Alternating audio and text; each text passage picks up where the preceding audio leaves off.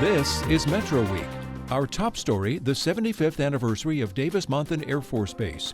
We'll look at what's changed over the decades, what happens there now, and ask about the future of the base. Then our Journalists Roundtable analyzes the week's news.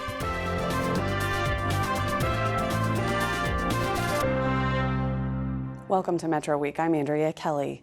Davis-Monthan Air Force Base was activated as a military flight center 75 years ago. It was May 1st, 1941, that the Army's 1st Bombardment Wing headquarters took command of the site. The airfield was around before that, as Christopher Conover explains in our first story. This is Davis-Monthan Air Force Base today. It sits just miles from downtown and is surrounded by the hustle and bustle of Tucson. How things have changed. If you want to trace the history of DM back, you have to go back to 1919 when the city actually opened the first municipal airport in America. And from that time, the city leaders had negotiated back and forth with the Department of War at the time, now to modern day Department of Defense, to establish an aviation facility here for the military. The modern day DM is busy, and so was that early precursor. In 1927, when the municipal airport was named for local World War I pilots Samuel H. Davis and Oscar Monthan, the most famous flyer of the day, Charles Lindbergh, in his plane, the Spirit of St. Louis, dedicated the field. That dedication was just months after his historic non-stop transatlantic flight. The city used this as a municipal airport, but the Air Corps at that time also used it to come in for refueling, transiting between El Paso and San Diego and vice versa. The airport kept a register of each person who stopped at Davis-Monthan. There were some big names such as Amelia Earhart, Lieutenant Hoyt S. Vandenberg Sr., who later became the second Chief of Staff of the Air Force, four-star general. Jimmy Doolittle, in fact, Jimmy Doolittle was the first military customer here on the 6th of October, 1927. And the gentleman that started our DM registry, Dewey Simpson, is the one that actually refueled a young Captain Jimmy Doolittle at that time. Doolittle would go on to lead the first bombing of Japan just months after that country bombed Pearl Harbor. A building at Davis-Monthan today is named in his honor. In September of 1940, Davis-Monthan became an Army airfield. Construction quickly got underway to prepare for the war everyone knew was coming. They totally built the base at that time. The runways, the warehouses, the streets and all were actually built up in about an 8-month period. And then the following month, 1 June, the first operational commander, Brigadier General Frank Lackland, who Lackland Air Force Base in San Antonio is named after, he commanded the first bombardment wing here up until the point of December the 7th, 1941, when the attack on Pearl Harbor occurred. And then those units were sent out to the West Coast to actually do maritime, submarine chasing. And just months later, again, the B-24s started showing up, the Liberators. From gunners to pilots, the entire 11-member B-24 air crew was trained in Tucson. Davis-Monthan was the third largest training facility in the U.S. for B-24 crews. When the aerodrome was set up, it was set up for long-range bombing, the B-24s. And, you know, there was a crew of 11 on board, and some of the travesties of ending the war in such a rapid pace like that, truly we weren't totally prepared for it, and we were losing 2/3 of our bombers that were running missions over, enemy-occupied Europe. So we had to really rethink that strategy and advance our technologies, and DM played a vital role in that as well. In January of 1945, we transitioned to the B-29. DM actually went through about $1.5 million, $1.5 million, which at the time was an extraordinary amount of money. And it was to upgrade the facilities so that we could facilitate that training, and which we did. And a lot of the crews left here and went specifically to the Pacific to carry out those bombing range, those long-range bombing missions. The end of World War II brought a change to DM. The base was no longer needed, so the government started storing planes in the desert. It still does that today at Davis-Monthan in an area known as the Aerospace Maintenance and Regeneration Group, AMARG officially, the boneyard to everyone. But the downtime didn't last. Soon the Cold War was in full swing, The B-29s were back and were eventually upgraded to the B-50s. DM was once again on the cutting edge, housing the first air refueling squadron. They would take the old B-29s and they would convert them. They would put bladders in, and they actually used a hose.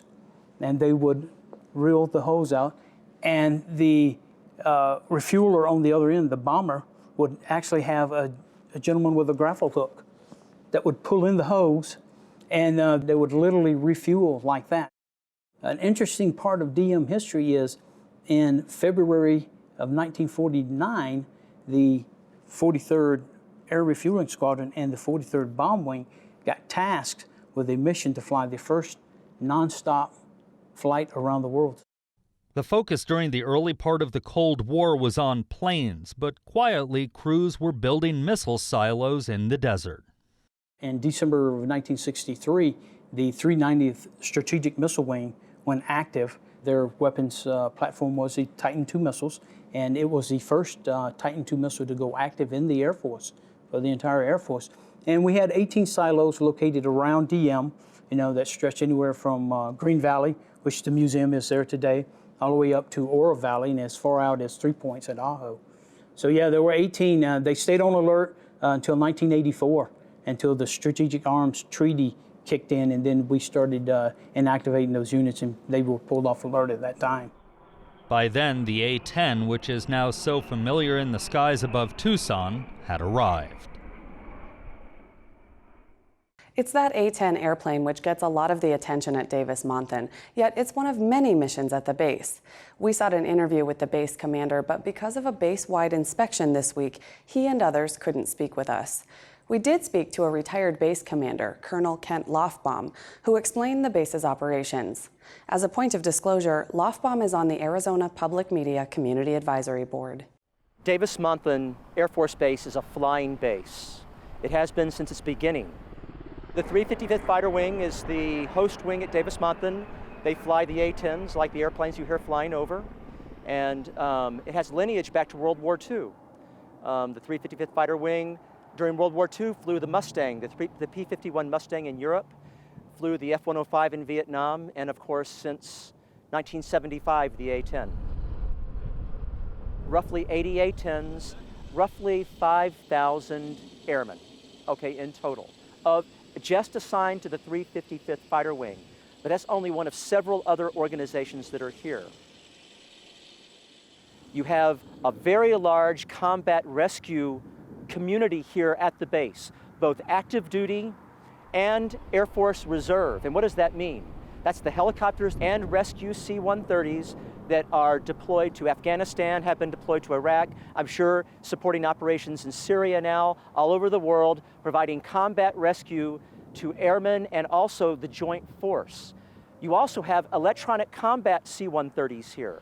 That's another type of C-130, 4-engine propped aircraft. And they do things like intelligence gathering. They do all types of linguistic work. You have airmen at the base here who are experts in all this, what we call the strategic languages, the various dialects of Chinese, Pashtun, Farsi, Arabic, all of those, so that we can do the missions that require foreign languages here at the base. At the very high level, though, we also have 12th Air Force. So west of the Mississippi, there are probably about 10 bases that are assigned to the 12th Air Force, including Davis-Monthan. Bases like Davis-Monthan that are under the leadership of 12th Air Force. The 12th Air Force commander also has the responsibility for air operations, U.S. air operations and engagement in the Western Hemisphere south of the United States. So that's Air Force's Southern. So it's a complex machine. It's a very important machine to the nation's security. Plus the Border Patrol, the Customs Service has airplanes here, so there's already a large diversity of aircraft based here at Davis-Monthan, and that will continue into the future. There's a mission at the base for regional air defense. F-16s on the base, on alert, 24/7. They're actually assigned to the 162nd Fighter Wing out of Tucson International, but they deploy over here and then are on alert. They defend the southeastern quadrant of the United States. I would expect that mission to be here for the great distant future. I would argue that Davis-Monthan, besides all of these attributes that it has that keep it here, is as important to the military mission as any base in America. Right now, I don't think this base is vulnerable at all for a couple of important reasons. Firstly, this base has all the resources that you need, better than almost any other base in America, to conduct the kind of flying operations that our nation needs. You also have three other things that make this base really strong. Firstly, you have an engaged political leadership. You have Senator McCain, Representative McSally, and Mayor Rothschild. And they have all been engaged on behalf of the base with senior Air Force leadership, okay? Secondly, you have the business community, the local leaders here that aren't political leaders, but the local leaders in our area that are staunchly behind the base. And thirdly, and probably most importantly, you have 1 million Southern Arizonans who love Davis-Monthan and what they do here. Look, this city, this area, the population here has grown with the base. I know the citizenry because I've grown up with them, and the military has. As this base has grown across the years, so has the population. You know, probably 1 in 5 people approximately have some sort of tie in this area, in Southern Arizona, have some sort of tie with the military, many directly with the base. There is a huge wellspring of support by the civilian population, and it's often quiet, but you threaten this base and they're going to rise up as they have in the past. So between the political leadership, the business leadership, the civil leadership, the civil population, and the tremendous resources that you have here, this base rightly should and will be here for the next century. What's next for Davis-Monthan? That's up to the politicians, specifically Congress and the President, who must decide the Defense Department's budget, including which military missions and bases get funding, and how they evolve to meet the needs of the nation's armed forces. I met with retired Colonel Martha McSally about the future of Davis-Monthan Air Force Base. She represents Arizona's 2nd Congressional District, which includes DM. She also flew and trained others to fly A-10s at the base. She and her predecessor, Ron Barber, have fought to keep the A-10 at Davis-Monthan. This fight is going to be year to year from a funding point of view, but we're looking at, in the future, making the case, and this is the case I've made since before I got to Congress, that specifically on the A-10, that we should not put the A-10 in the boneyard until we have a proven, tested replacement. And right now, the F-35 is coming online. It's intended to replace all tactical air-to-ground airplanes, including the A-10. But because of some of the concerns that I've brought up and others have brought up, they have agreed, the Pentagon has agreed to actually do a fly-off test side-by-side, F-35 versus A-10, in close air support, forward air control, and combat search and rescue. This is a really big deal. So they'll side-by-side in the types of scenarios where the A-10's strengths come out, which include loiter time, lethality, survivability, and maneuverability that is unmatched right now by any other airplane. And that fly-off isn't going to happen until at least fiscal year 18. We'll get an independent assessment. We're asking for that to be delivered to Congress. And I think we shouldn't be making any future decisions about replacing this asset that's currently deployed in 3 theaters, Korea, Europe, and in the fight against ISIS. And it's so critical, and there's only 9 squadrons of them remaining. So my fight right now, even though we know we have the funding this year, is the Air Force's plans are still to retire it too early and before we have a proven tested replacement. So my focus right now is on having more of a conditional replacement. Let's look at the fly-off results, let's assess them, and let's honestly assess whether we need to develop another light attack aircraft, the AX. It was just in the news today that the Air Force is admitting that they're looking into the development of the follow-on to the A-10, which should include the A-10 upgraded, with life extensions and increased capabilities. Right now, we've won some of these fights, but we've got to stay vigilant for the long run because we know what a national treasure this is. We know how important it is to our community, but we can't lay down our guard. We've got to continue to make that case because circumstances can change and leadership can change, and we've got to make sure that we're still advocating for the missions and for the importance of the space. I think the main mission that will ground Davis-Monthan into the future is tactical air-to-ground airplanes. That is what grounds it to the Barry Goldwater ranges, and the use of the airspace all around for the tactical training that our fighter and attack pilots need in order to be ready to deploy anywhere. So I think that is like a main stake in the ground for us, and we should always be advocating for a main mission of tactical air-to-ground pilots.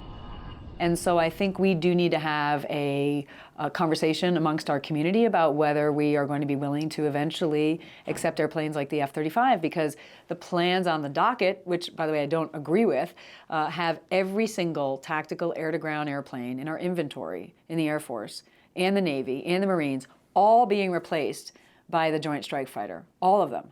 And so if we want to ground our mission set to tactical air-to-ground pilot training, then we have to be willing to accept any mission to include the Joint Strike Fighter in order to make that case. Additionally, we are in now competition to receive additional manpower that will be flying drones overseas.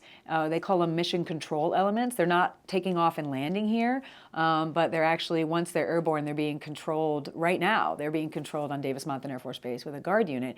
But we are in the running to be the home for an additional, what they call a group, which is several squadrons of these mission control elements that could bring hundreds of new personnel to our base. And it's quality of life, options for family members and others, and education and things that they all look at when the Air Force goes through their strategic basing decisions. And we're in the short list for the running for that, and I really think we have a really good chance of getting that. We're also in consideration for the launch and recovery element of unmanned aerial vehicles, which is where the drones would actually be taking off, landing, and training around our airspace. Right now that's happening down at Libby Army Airfield in coordination with elements up here at Davis-Monthan. And that's, again, where the synergy between Fort Huachuca, Libby Army Airfield, and Davis-Monthan is really critical and has strong potential, I think, to grow in the future. Both the Army and the Air Force are going to continue to grow in their unmanned aerial systems operation, or drones. And so I think we in southern Arizona, between Fort Huachuca and Davis-Monthan, have the opportunity to grow in those missions as well. Hi, I'm Lorraine Rivera. Tonight on Arizona Week, wrestling over the state budget, lawmakers putting the final touches on a budget that may improve health care for some of Arizona's poorest families. 30,000 to 40,000 kids will get covered who didn't have coverage before, and that will affect exponentially the whole population.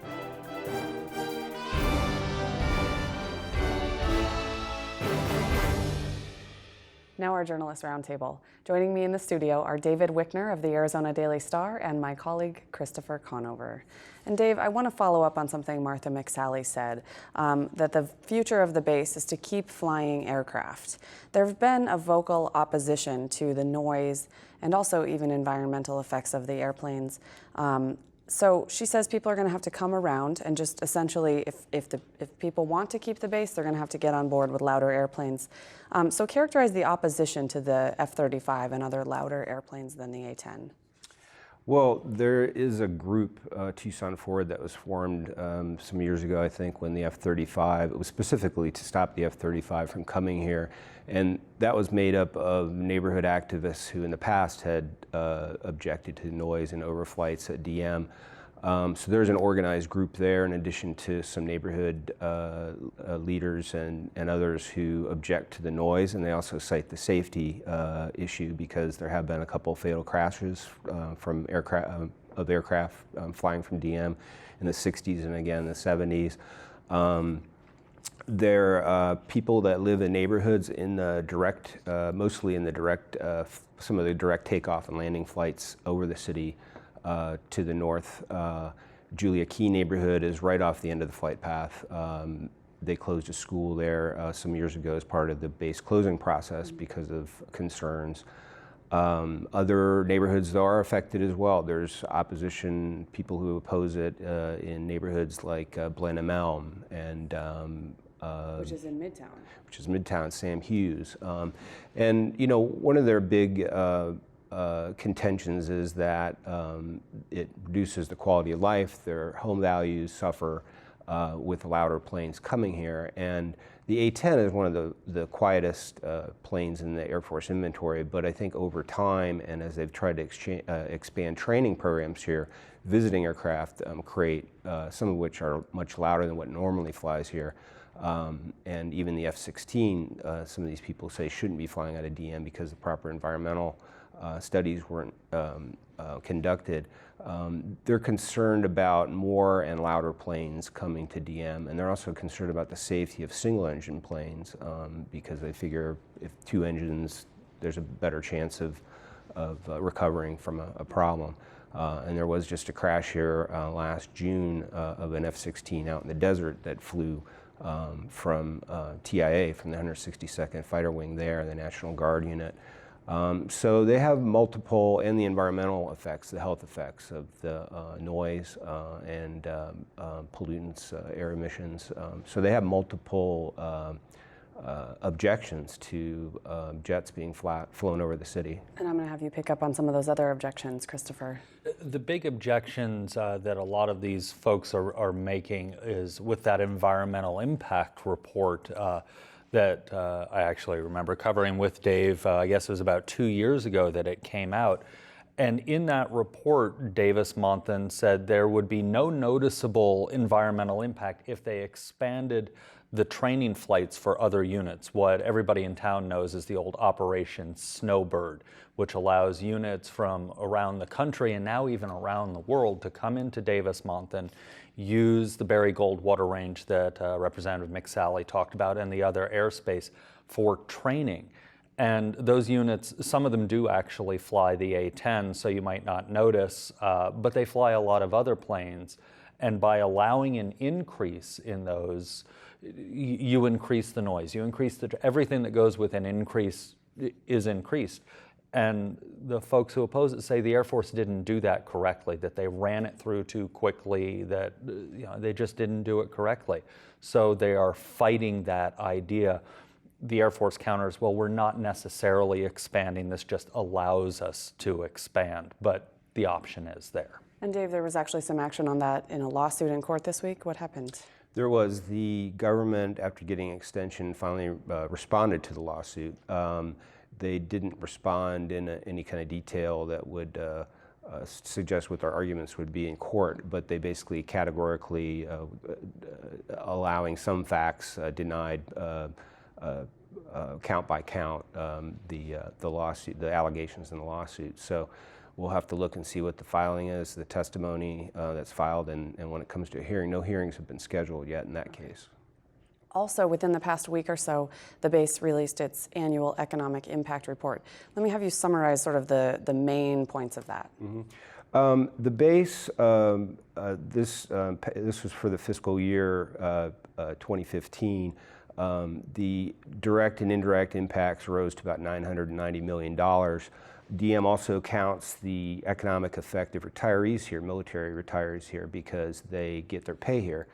Many and the majority, although not all, are Air Force retirees, and so they count that into the economic impact. With that, it comes to just over $1.5 billion. This is something they do annually. They do it as under a formula that the military uses to gauge the economic impact, and with certain multipliers for indirect jobs and so forth. It's up a little. It was up a little bit from the prior fiscal year, which I think was about $974 or $975 million. But it's been pretty flat. As you know, the budget, their employee numbers didn't change much. The budget's been pretty flat. They've avoided some major cuts, but they're still a huge economic engine for the area. But the flat budget is one of the reasons that some of our local economists have said that the region isn't growing as fast as it used to be, correct? Right. Government spending does have a big impact on our area, and when that's flat, it does have an effect. What's interesting about this report is this report became controversial this year also, it's been challenged actually by the same group that's suing over the environmental impact report. It says these numbers are completely off. You can't count the military retirees. For example, Colonel Lofbaum, who we've seen earlier in the show, and McSally are both Davis-Monthan Air Force retirees. But some of our viewers may know Frank Antonori, a former state senator who's still politically active in town. He's an Army retiree. So they say, well, you shouldn't count all the military retirees because it's apples and oranges. They're not all, they're Navy, they're Army, they're Marines, they're not all Air Force, they're not all tied to the base.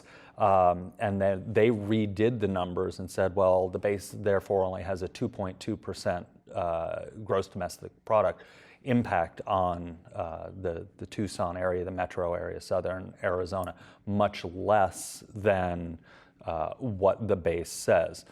Looking into how the base did this economic report, most of the bases, as Dave said, this is the formula they use. Across the military. Across the military, everywhere in the country, though. But you also talked to George Hammond, an economist at the U of A, about that report. Does he have issues with how the report is compiled and the numbers, the conclusive numbers? I talked to George about the importance of that as part of our Start 200 special section that just came out, which surveys the major employers.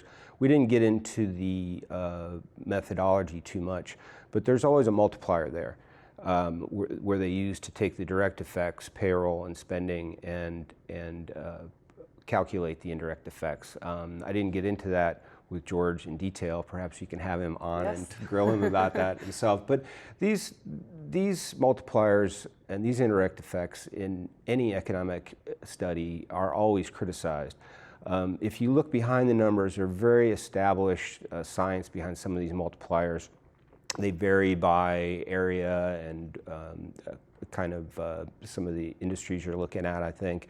But I think maybe we'll have some more analysis of that going forward. One of the contentions of the Tucson Forward people and the people who challenge these numbers is that it's less than it's less of an effect than tourism, and that louder jets here, bigger operations here have an effect on tourism, a negative effect on tourism. So that's how that plays in, I guess. You also reported this week that the group of people who are the supporters of the base are actually starting kind of a new campaign or have hired some consultants to continue to work on making sure the base does not get closed if there is another round of base closures nationwide. So what's the consultant work, or what work are they trying to do with a consultant? The consultants are charged with developing an overall strategy at this juncture to promote and save Davis-Monthan and make it sustainable into the future. And so this is kind of the initial bite at that apple. It was initially put out there as a 3-year effort, but the contract isn't for that long. They hired a local retired general who's been a consultant in the past on DM, Gene Santorelli. He was a commander at DM in the 90s briefly, but had a number of senior command positions. And Fred Pease, who is a longtime Washington lobbyist, very connected in the government and military circles. And of course, the A-10 has a big impact on that, and I want to skip back to what at the very beginning of Martha McSally's interview about protecting the A-10, keeping the A-10. Christopher, what is the latest on that airplane's status this week? The latest this week is the House Armed Services Committee, which Representative McSally sits on, passed what's called the National Defense Authorization Act. It tells the Pentagon how to spend their budget. The A-10 is protected in there. It has very specific language. Not only does it fund it, but it says it cannot be retired. And the Air Force earlier this year had come out and said that they weren't going to try and retire the A-10 until 2022, which was a big change compared to years past. And so that's just going to continue to be a debatable item. It's going to be a debatable item, and it's going to be an annual debate because the budget is renewed in Washington every year, so it is an annual debate. Okay. And we didn't get into a lot of the other things that happen at the Air Force Base, including the Boneyard and the National Guard, but we do plan to have more information on our website about those activities. So because there is more than just flying airplanes that happens out there. So I want to thank you both for joining me this week to talk about Davis-Monthan almost entirely, actually entirely. On that note, we didn't get a chance to delve into other news of the week, but the state legislature is working on writing the state budget. Stay tuned, we're going to have more on that coming up on Arizona Week. As always, we also have more online, including some video from retired Air Force Colonels Martha McSally and Kent Lofbaum, describing their careers and their time working at Davis-Monthan. Thanks for watching.